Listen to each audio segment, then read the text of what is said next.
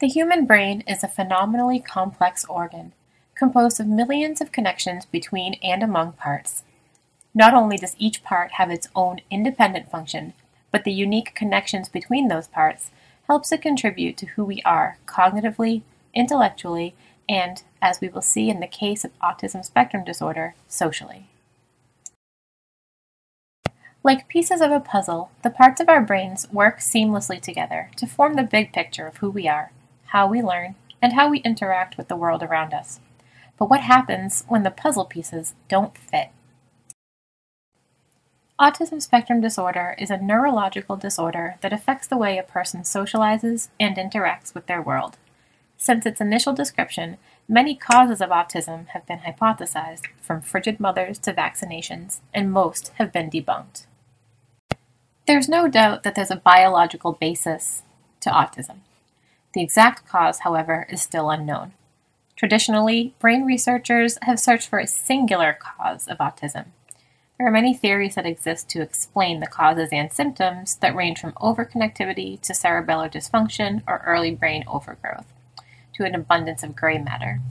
No matter what the cause, it's no longer doubted that autism originates in the genes. Because the majority of brain research on autism has been conducted during autopsy, it's not clear whether the brain dysfunctions are the cause of autism or the autism symptoms cause the brain dysfunction, such as lack of socialization causing brain atrophy or atrophy causing lack of social engagement. So scientists are left with a sort of chicken and egg situation where we don't know what the cause of autism is. But what we do know is that autism is a disorder that's characterized as much by what we do know as what we don't.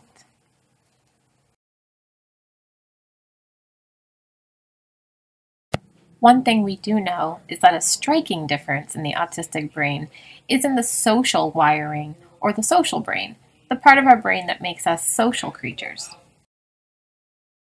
You and I depend on our social brains in order to survive with other people. We're social animals, and we're programmed to learn from each other instinctively. We're able to learn to function in couples, small groups, and large corporations, though those skills were never directly taught to us. We understand unwritten rules and expectations, and we can adjust our behavior according to slight changes in the behavior of others. All of this thanks to those amazing puzzle pieces connections in our brains. The autistic brain, though, struggles with some of those most basic social functions.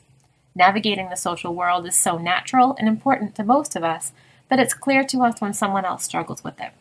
One of the most common questions I'm asked about autism isn't what causes it or what's the best treatment, but why does he do that?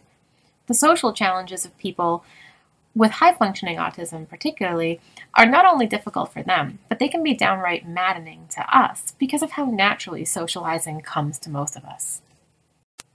It's almost as if we were social detectives, able to watch other people, figure them out, and behave in a way that helps us to fit in. When we don't have that ability to be a social detective, the social world can be confusing and terrifying.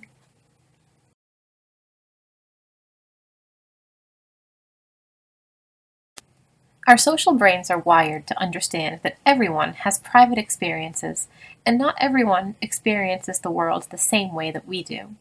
The understanding that other people have feelings, perceptions, preferences, and experiences that are different from our own is known as theory of mind. A theory of mind helps a 9-year-old child, for example, understand how to modify his language and behavior to avoid hurting a friend's feelings. Some adults with autism don't have that skill.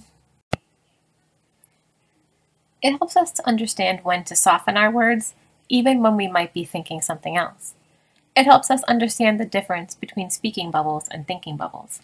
Because of faulty connections in the brain, it's thought that people with autism lack theory of mind and therefore have a much harder time connecting with others socially. Lacking theory of mind can lead to a lot of social and learning challenges. Someone with autism who doesn't have a theory of mind might find it difficult to limit their speech to things that won't hurt others' feelings. They can find it impossible to accept that there is more than one interpretation of a situation or more than one solution to a problem. They might not notice slight changes in body language that indicate that a listener is not interested in their topic of conversation, and they might continue the conversation in detail at length. And because people with autism often lack an understanding of others' feelings or behavior, they can find it hard to make typical eye contact, maintain appropriate personal space, understand social boundaries or polite language. They might lack the reciprocity that helps them participate in the give and take of a social exchange, or they could have difficulty predicting others' behavior and modifying their own behavior based on the slight cues of others around them. Taken all together, the effects of a lack of theory of mind can make for a lonely, confusing, and challenging adulthood for many with autism. And it can be confusing for us, who might assume that someone is simply clueless, antisocial, or plain old rude. So how can we help to teach to the social brain? First, by understanding the challenges that arise due to a lack of a theory of mind and being aware of how that could affect someone's behavior. We can help by simplifying our language, using concrete language instead of analogies or common phrases that could be difficult to understand or could cause confusion if they're taken too literally. And we can help by explaining. Our social brains are wired to understand complex situations. The brain of a person with autism is not. Explaining what they can expect or how they should act can not only lessen anxiety for them, but can teach them how to act in the next similar social situation. By knowing a bit more about the brain-based explanations for the social deficits present in autism, we can come one step closer to understanding and being able to offer the supportive social environment that our friends need.